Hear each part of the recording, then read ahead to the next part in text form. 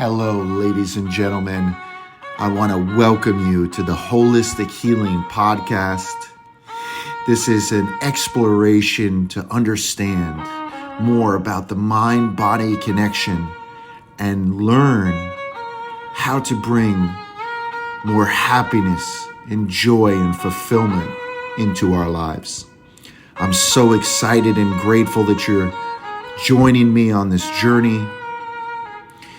This podcast is sponsored by Blake Suzella's Holistic Counseling and Ryan Kopiar Holistic Healing. Today, I am super fired up for the guest that we have with us today, Billy Alsbrooks. He's a motivational artist, powerful speaker, self-help author of the book, Blessed and Unstoppable. It's a book that has had a tremendous impact, a positive impact in my life. Billy, thank you so much for joining me. Man, I appreciate you for having me on, man. It's an honor. So share with the listeners a little bit about your early childhood and your background. I know that you recently released a YouTube video with a little bit about how you got into doing what it is that you do, and we'll touch on that in a little bit. But share with us what your childhood was like. I grew up in a small town in Alabama called Florence, Alabama, a town of about 30,000 people. And I was lucky enough to have two amazing parents that instilled positivity and faith in me at an early age. And it was just a blessing to be able to learn from such good people. They always tried to put me in an environment that I could learn and around great teachers and people that had big dreams and big goals. You know, it's real easy in a small town to get locked into the small town thinking, and both of my parents were aware of that. So they made sure they always, took vacations with me. We went and saw big cities and things outside of the small town so that I could see what was out there. You know, they always told me that I could do whatever I set my mind to, and that all things were possible with God, and that God still moves. And they instilled that into me at an early age. And it's really played a big role in what I'm doing now, because a lot of stuff I didn't appreciate at the time. And looking back, man, it's just so amazing, and the things that they put in me back then and how it's playing a role in my life now. I lived in Alabama till I was like 8 or 9 years old. The recession hit in the early 80s. So my dad was having trouble getting work. So we ended up moving to Dallas. So I lived out there for like 5 years and then moved to South Florida as a sophomore in high school. And when I went to South Florida, things began to change. I kind of started rebelling against the parents. You know, you get in that teenage years and there's plenty of temptation down in South Florida to get in trouble. And I got in every bit I could get in. There was a lot of gang activity at the time. Just that whole lifestyle down there, and I kind of shunned the stuff that I had learned early, and just kind of adopted the trends and the fads and the world lifestyle rather than what I had grown up on. But my parents, they never gave up on me, man. They just kept believing and just kept praying and kept sowing into my life, always keeping that connection there. And eventually, I saw the error of my ways, and now I'm doing motivational speaking and Bible teaching with the major goal of impacting lives, and doing that on a daily basis in any way that God allows me to do it. So I just get up every day and I yield myself to Him and let Him guide me and tell me what He wants me to do, and that's what I do. Amazing. So share with the listeners that maybe aren't as familiar with some of your amazing content on YouTube. In that content, you shared the traumatic, impactful experience in your life that really prompted you, I guess, to kind of get into this. Share with the listeners that story. Okay. Late 2007, my father passed away in front of me. Unexpectedly had a stroke. And it really, really shook me at the core, because up until this point in my life, I had been chasing the world, as I mentioned earlier, chasing the fame, the the money, the lust, and everything that goes along with the flesh and that whole lifestyle. And it was always a self-serving motive. Like everything I did was to serve me, to fulfill some kind of emptiness on the inside, or whatever that the flesh desired at the moment. That's what I was chasing. But when my father passed away in front of me, it really, they always say you hit rock bottom, and that's where you begin to open your mind and actually start to seek wisdom. Well, I hit rock bottom that day that my father passed away in front of me, and it just shook me on the inside. And so I started beginning to question myself, like, what do I want my life to be about? Like 2 days after he had passed away, I went to the funeral home, and the funeral director asked me, what did I want on my dad's obituary? What did I want on his headstone? And we had never talked about these kind of things because, you don't want to think about your parents dying in the first place. So I just kind of always put that in the back of my mind, thinking I had, 20, 30 years more with them, with my father there. And so when he asked me this, I was kind of like, it was the first time I'd ever even thought about it. I was like, okay, well, what would my dad want me to say about him, and what was his life about? And then all of a sudden I got the epiphany that one day I'm going to be here too, because my grandparents had bought a grave lot for me right next to where my dad was. So when I went and buried him, I was like, look, I'm going to be here too. And there's no grave marker here right now. And they're going to be writing an obituary with my name on it one day. Now, what do I want on that obituary? And I started thinking, like, if I died right now, what would they put in that obituary? And then I really got embarrassed when I started looking at what they would put in my obituary if I'd have died right then. I was like, this is not the way I want to go out. This is not the way I want, to talk about me. The way I live right now is embarrassing. It's just self-serving. I've done nothing, nothing to speak of. I made no contribution. I haven't helped anybody. So the next step was I went to the wake of my father, and people started coming in and talking about my dad and what he had done for them in their lives. And that's all people talked about at the funeral, was what my dad had done for them. So I put two and two together. I was like, okay, life is all about legacy, what you're going to leave to these people when you're out of here. That's all we have left. The money's gone, the fame, the lust, all that stuff fades away. The only thing is, did you make this place better? Did you impact lives? Did you help somebody? That's it. So that was the turning point. I said, that's what my life's got to be about. And I don't know how I'm going to do that. I don't know how I'm going to make a difference. I don't know how I'm going to make this world a better place. I just define now what life is. Life is legacy. And what do you want to leave? So every day I started asking this question: what do you want your life to be about, Billy? What do you want them to say about you? What set you on fire? What did God call you to do? That God called you to do more than just serve yourself. What is that? So I had a long struggle, because after my father had passed away in front of me, I had PTSD and panic attacks, severe debilitating panic attacks for almost 7 years. It was a 7-year just mental warfare. So I went through that 7-year struggle of fighting that, and at the same time seeking what God had called me to do and how I was going to make that impact. And I used to tell my therapist every day, I'd say, I don't know how I'm going to get out of this and get over these panic attacks, but when I do, I'm going to help somebody. I'm going to find a way to do it, And as I begin to come out of that, God started revealing the assignment and the calling and the things that He had designed me to do, and little bitty pieces. Like, I didn't get it all at one time. Like, I didn't just wake up one day and say, okay, it's motivational and writing books. I didn't get it that way. I got it in little bitty small pieces. He'd give me one little piece at a time. And I just, stayed in faith for each one of those pieces. He began to give me more and more revelation of who I was and what He wanted me to do, which led me to where we're at here today, which is I'm, doing motivational speaking. I do YouTube videos every week that inspire, that'll give you tools for your life, that'll help you take God's truth and apply it into every area of your life. And that's my calling, is to motivate, inspire, empower, and transform people's lives. And that's what He's called me to do. And that's what I'm going to do 120% every single day when I wake up to the moment I go to bed. That's what I'm going to do. Well, you certainly had an amazing impact in my life, that's for sure, with your book and all of the content that you put out.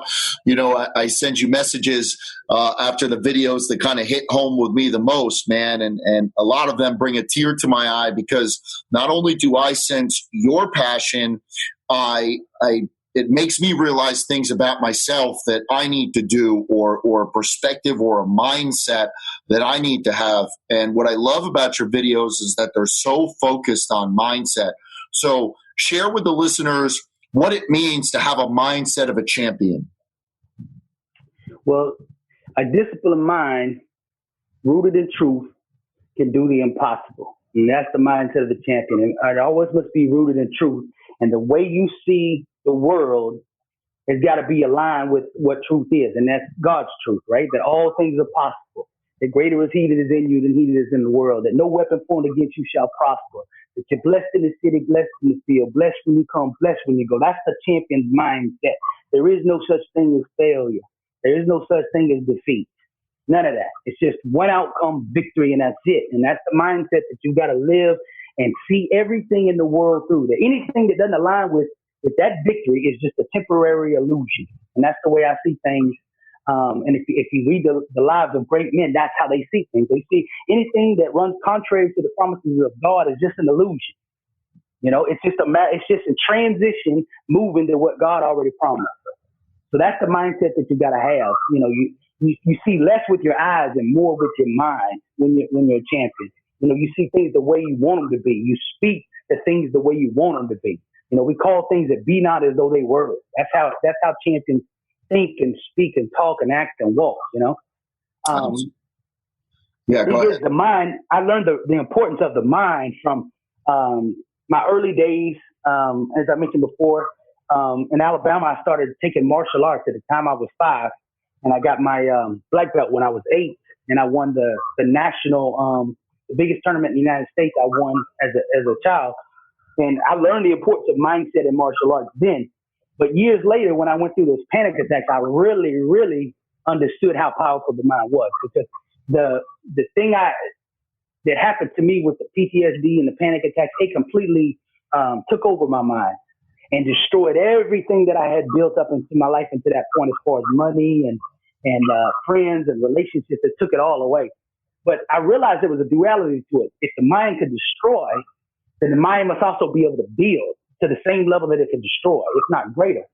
So I realized, look, okay, that everything that this stuff took from me, if I get the right mindset, I can get it all back and even then some. So I started, trying to figure out, okay, what kind of mindset do I need in order to build that, build this life of victory and success that I desire for the right reasons this time, So I really dug into the mind, and working with the therapist who was helping me with the panic attacks, I would just sit there every week and ask him questions about the mind. So I got a really good scientific foundation of how the mind works. And then I realized, okay, this is why these things happened in my life. Now I understand the scientific reason behind why the mind was doing this and that, and how it translated into results into my own life. So that's why I really focus on a lot of my messages on the mindset, because I believe everything starts in the mind. Breakthroughs, success, everything comes out of your thinking. What we live, the life that we live is just from our previous thoughts and belief systems. This is what, the product of it. Our lives are just the fruit of our thought systems, our context, the way we see things. So it's very important. If you want to be successful in life, you got to start with the mind, what you put in it, and what you put in front of it, what you focus on, what you meditate on, what you constantly cycle, your inner self-talk. These are the things that will make you successful in life. If you get these things right, that's half the battle right there, because the body will go wherever the mind goes. So if you can seize the promise in your mind, it's only a matter of time before the body gets there. So it's very important. If anybody's out there listening, the mindset, start with the mindset. If you're saying, how do I get started on success? Start with your mind. What you put in it, what you read, what you hear, these things right here will begin to shape your context and shape the way you see things.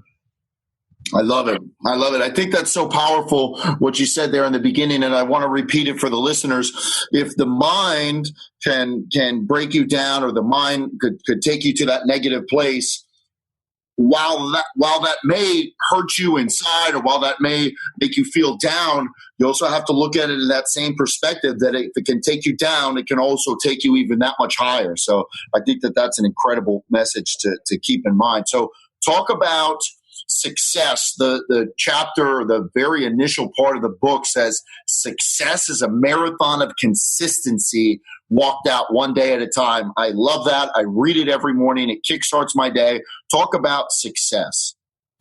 Well, success is the fruit of just doing the right things consistently, day in and day out. As I mentioned there, it's the byproduct of that.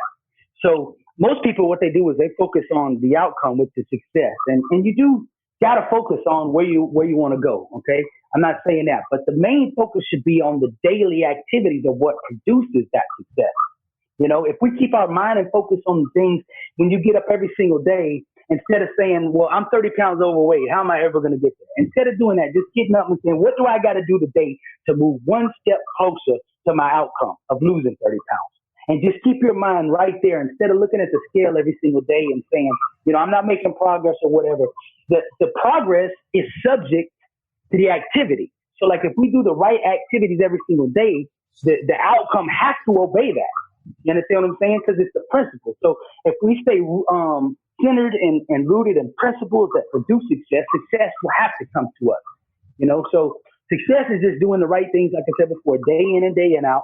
Whatever field you're in, or whatever sport you're in, or relationship, or whatever it is, you find out what's most important in your field, and you put 100% of your time, focus, energy, and effort into those things that really matter. Because a lot of people, what they do is they scatter their mental resources and their time resources and financial resources on things that really don't produce success. They think they produce success, but they there's an old saying that you get 80% of your results from 20% of what you do. So you got to find out what that 20% is. Okay, like if it's, let's say, I'll give you an example. With losing weight, probably 80% of it is the dieting, the way you eat, right? Okay, now the gym is one thing. It's the other 20%, being able to work out and keep your body in a healthy state. But as far as losing weight, it's what you're eating. So that's 80%. Now, if I focus every single day for my lunch, my breakfast, my dinner, and I eat right, it's just a matter of time before that result is, produced day in and day out.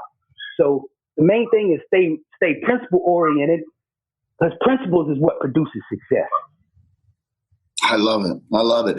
Progress is subject to the activity, analyzing that activity every day and making sure that it's moving us in the direction that we want to go towards. I love it. So, you have a great quote, which is, you can't purchase greatness with a mediocre work ethic.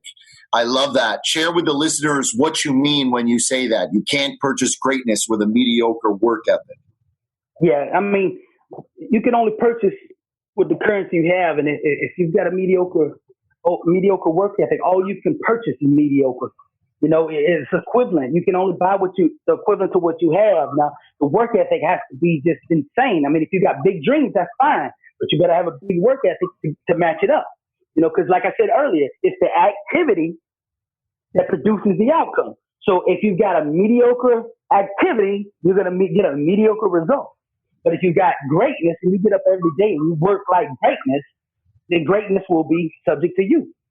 So, I mean, work ethic, man, that's everything. But there's one more element I want to add into that, because people always say the work hard thing, and they confuse this sometimes. There's a difference between being busy and being effective. There's a difference between being busy and being effective. So like I said earlier about the 80-20, most of the people putting all their time on the 80% that doesn't produce any results. So you can work all day at doing the wrong thing. You can outwork everybody in the whole world at doing the wrong things, but you're still not going to get to where you want to go.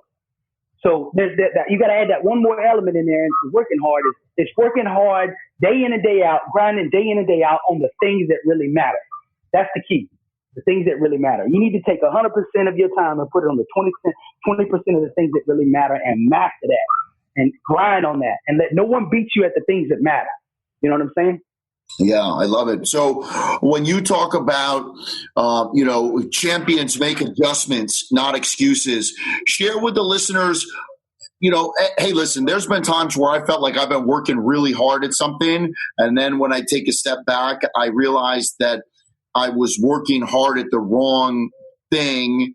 But at the time it felt like the wrong things, all directions or all highlights made it seem like I was working towards the right thing. So talk about how important it is to make adjustments when you get off course versus making excuses for being on the wrong course, because I think that there's a distinction there. Yeah, definitely. One way to make sure you're staying on the right course is to make those adjustments that I'm talking about here, is to self-evaluate it every day, every week, every month, constantly self-evaluating. You read the life of champions and successful people, man, they evaluate everything they do. They get up in the morning and say, okay, what's the most important thing for me to do today? What's the most important things that I don't do today? Because see, we also get caught up in that devil's vortex where we do things during the day that get us off our path. Very easy to, start checking social media and get sidetracked and get into a whole bunch of activities that's going to distract us from our goals that day. But every day, a champion gets up and self-evaluates. What is it that I need to do today?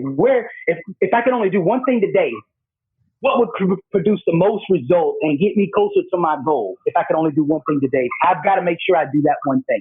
See, now, if you self-evaluate like that every single day and make those kind of adjustments, you don't have to make a huge adjustment down the road. Because if you don't self-evaluate, you get further and further and further and further off course. And then you wake up one day and you're like, how did I even get here? I'm way off of where I wanted to be. This is not where I wanted to be. But if you don't self-evaluate the whole time, that's what happens. The champions get up every day and they start, making these adjustments. And they're honest with themselves. If something is not working, if you're doing something over and over and over and it's not working, you gotta sit down and say, what have I got to do with this thing here? Is my strategy flawed? Am I not seeing this thing in proper perspective? Or is it just persistence? Is it just that I've got to keep on doing this thing, but I'm not getting any results, and eventually it's going to produce that? So you just have to constantly, evaluate what it is that you're doing.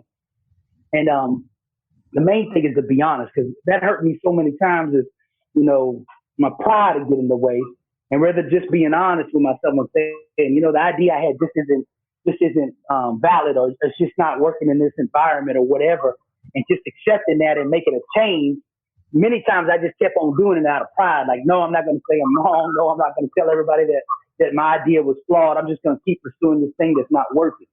And we make excuses for why it's not working rather than just saying the truth, which is, hey, we need to reevaluate this thing, When you talk about vulnerability and how it's so essential for you to be able to really truly be a champion, I feel like that ties in so well with what you were talking about, pride and about true self-evaluation. So explain that relationship between, pride and being willing to take a look at ourselves and saying, hey, there's some areas that I could be better, and then the vulnerability factor and how those connect.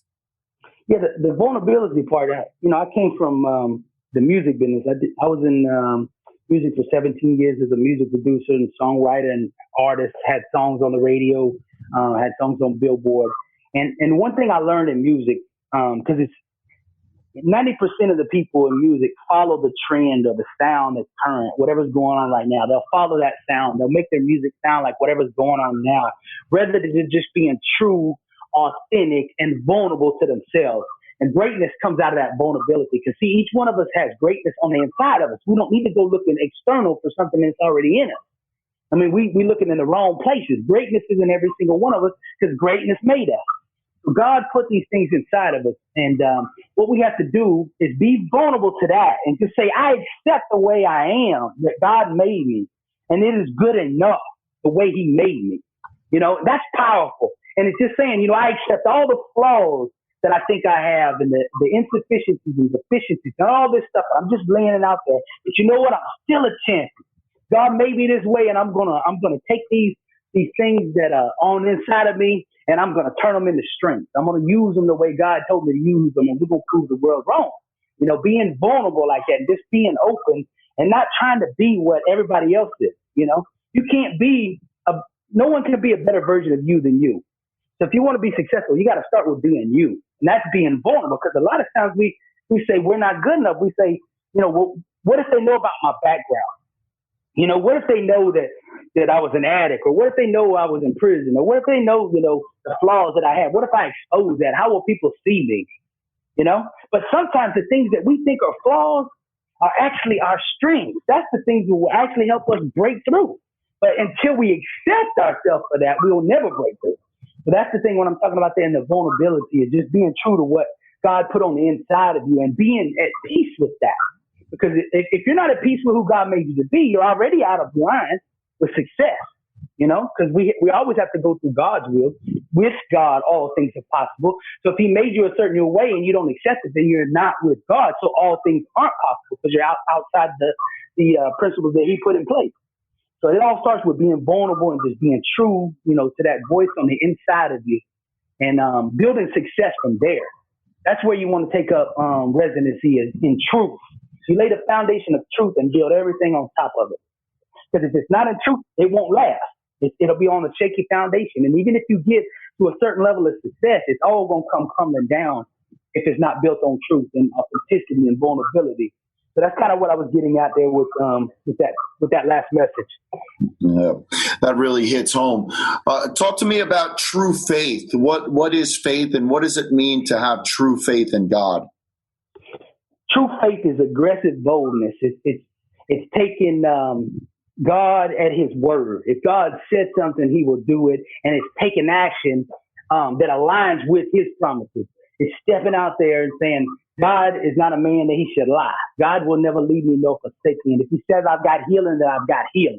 If he says I got prosperity, then I got prosperity. If he says that I'm a champion, then I'm a champion. If he says I'm already a victor, then I'm a victor. That's the way it is, and I step out into that. I don't just, wish and hope and beg God to make something happen in my life. I take him for his word and I take action to prove that I believe in his word. Now when I'm saying this, I'm not talking about earning salvation when I say faith this way. I'm talking about aligning with the promises that he's laid out and things that he's already done for us while we're here on earth. The earthly blessing, what we're talking about while we're living here on earth. With our faith, we can bring heaven to earth right now. We don't have to die to see heaven. Our faith can bring heaven down to us right here. The faith is the only language that the universe responds to. So if I want to build something in my life, I build it with faith because the universe has to respond to that. If I introduce faith into any environment, the environment immediately changes. Now, you might not see it in the physical realm yet, but once faith is released into that environment, it is already set in motion. Change is already coming. So as far as faith can be, let me see how to best explain this here. I'll give you one more example. You find something in God's word. You find a promise that he has, like let's say for healing. And he says, "For I will restore health unto thee and I will heal thee of thy wounds." Okay? Like when I had the panic attack. My thing was, I take you for your word, God. You said you would heal me. Okay? You said, by your stripes, I am healed. Okay? So regardless of what I see in the physical, regardless of what I feel on the inside, anything that runs contrary to God's healing and that promise is nothing but a lie to me. And faith is refusing to accept any other outcome but the one God promised. Refusing to concede to any other outcome but the one God promised. And I mean just completely not even, acknowledging, accepting, vocalizing in any kind of way, shape, or form, anything but the one God gave you. And that's a whole nother level of faith, but that's how you move mountains, and people confuse wishing and hoping and begging. Like I said before, they confuse that with faith, and that's not the same thing. People will say, I'll give you an example between the wishing, hoping, and the faith. Okay. Wishing is, let's say I'm sick, let's say, and I say, okay, well, I wish there was a God up there. I wish somebody could help me. I wish God would heal me. I wish he loved me enough to do something for me. Okay. Now hope is, I'm hoping there's a God up there and I'm hoping he loves me and I'm hoping he'll act on my behalf. And then trust, which is real faith, is, no, I know there's a God up there. I know he loves me because he sent his son. I know he's not a lie. I know his promise. I know he's going to act on my behalf. I know he's not going to fail me. I'm going to step out right now because I believe God and his word, and I know he's got my back when I do. Now, that's a totally different type of prayer than than wishing and hoping the stuff I did on the first team. And most of the Christian church as a whole and the whole body is functioning and wishing and hoping and not actually functioning in faith. They think what they're doing is faith, but it's actually more wishing and hoping than it is actual true faith. And that's why we don't see the miracles and the things happening every single day like they did in the book of Acts, because they were functioning at a different level of faith. And if we want things to happen in our lives like it did in the book of Acts, we got to walk in that kind of faith. You know, it's just a totally different level. And that same faith you apply to every single thing. You can apply that faith to business or to your relationships or to your children or to healing or whatever it is. It applies across the board. It's universal. If God promises it, you bring it on into your business. You know, if he said you're blessed in the city, blessed in the field, blessed when you come, blessed when you go, that you'll lend to many nations and not borrow, and you own that. You believe that. And you say, this is the way I'm going to handle my business. Everywhere I go, I'm walking in the favor of God, and I believe that. I'm going to take chances, not because I believe in my own ability or my own actions, but I believe in the God that's behind me, so I do take action. And I take that action with boldness, not timidness. I step out in faith, and that boldness will make things happen. Faith is a catalyst to change, man. What I love is how you talk about having the faith and how important it is along with its marriage to mindset. So explain how we become unstoppable when our faith and our mindset is in alignment. Yeah, it's three things. It's your faith, your mindset, and the spoken word. You have to use all three. And that's when you become congruent and you become aligned with true power. There's power on each and every one of us. But what happens is we're out of alignment, and being out of alignment diminishes the power that we function in. So when we get our mind right, we get our faith right, we get our mouth right, then we begin to walk right, and then the outcomes become right. You know, we come in one congruent body and force of energy that is in line with the promises of God. And when you do that, you function at that same divine creative power that he has. You know, greater is he that is in me than he that is in the world. That means you got the same power God has in you right now. But all you have to do in order to access it is you must align with his principles in order to do that so that you can function in that power. And when you do that, you send out this massive signal that will attract everything that God has promised you. You know, everything comes from God and out of God and through God, but God is on the inside of us. You know, we look up a lot of times, you know, in church, we look up thinking, okay, there God is up high. No, God is on the inside. He's on the inside of you. Look down on the inside of you, because that's where he's at. Because he said, greater is he that is in me, right? That's in me than he that is in the world.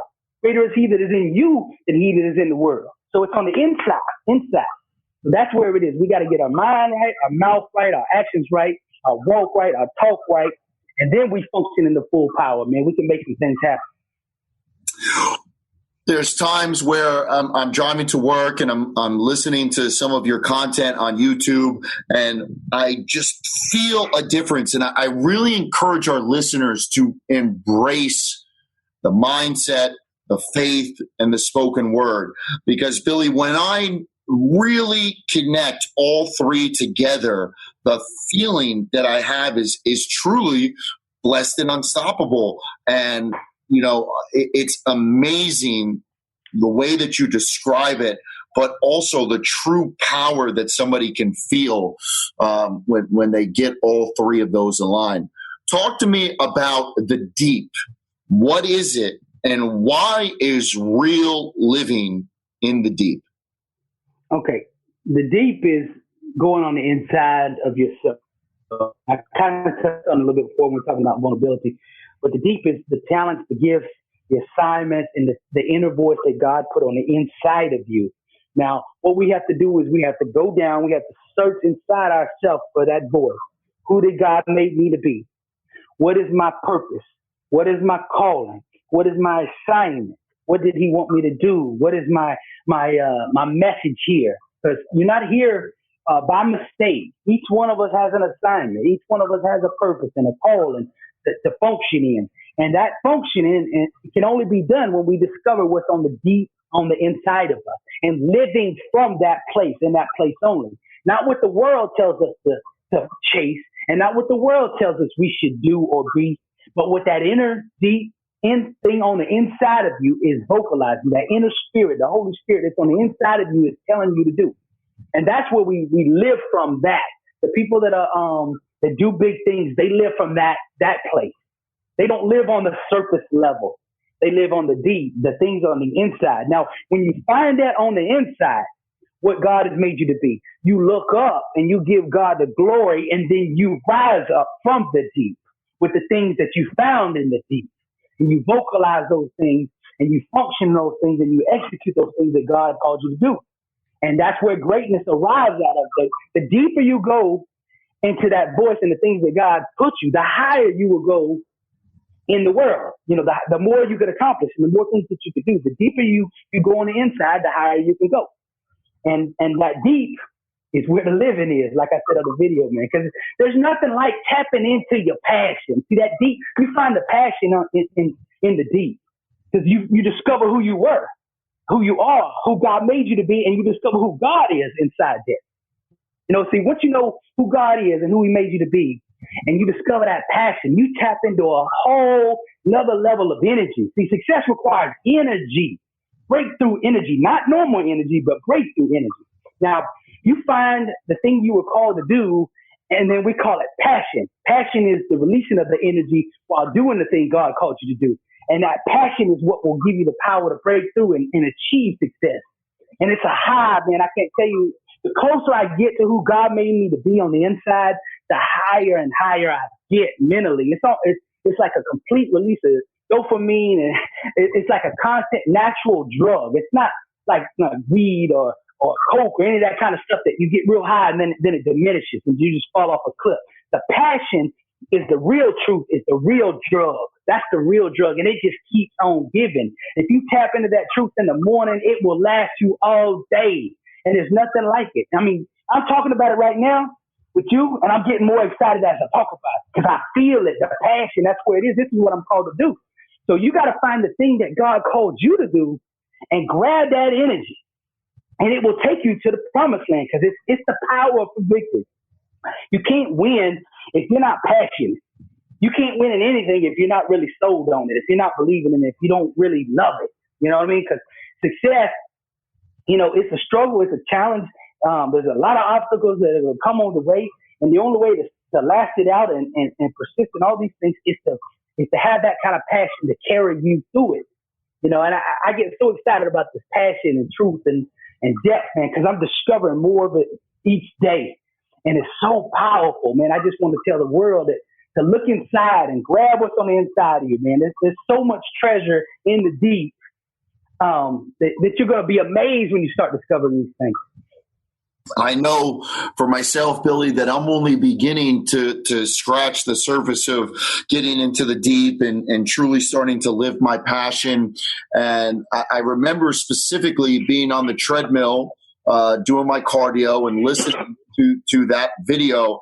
And when you talk about the dopamine and the serotonin levels and it being such an amazing high, I remember tears kind of starting to drip down my eyes, but it was tears of that deep feeling inside where I know I'm starting to get connected to what it was that God put me on this earth to do. And that high, that feeling was so powerful and so amazing and so inspiring. And it was truly limitless in its amount of energy. And, boy, I hear and feel your passion through the phone, and I feel the same way. And I just want to encourage our listeners to truly dig down deep and just try to not trying because there's no trying, but even if it means just a little scrape away at starting to unlock that door, to open that door, do it, because it is so worth it. You know, let me expand on what you just said there. One of the most liberating and most powerful things that I ever discovered was that I could be myself and still be successful.